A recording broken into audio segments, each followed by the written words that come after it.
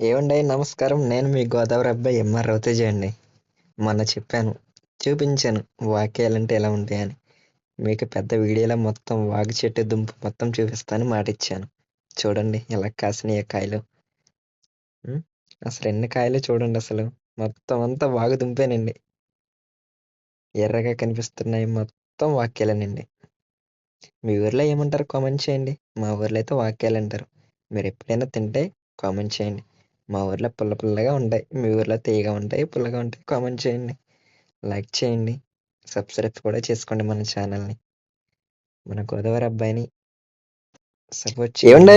నమస్కారం. నేను మీ గోదావరి అబ్బాయి ఎంఆర్ రవితేజ. చూడండి అసలు మన చూపించాను కదండి చిన్న వీడియోలో వాక్యాలు చూపిస్తాను మాటిచ్చా. పెద్ద వీడియో చేసి పెడతానని కూడా చెప్పాను.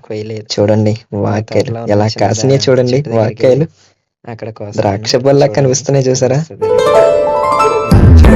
కాయలు ఎన్ని కాయలు మామూలుగా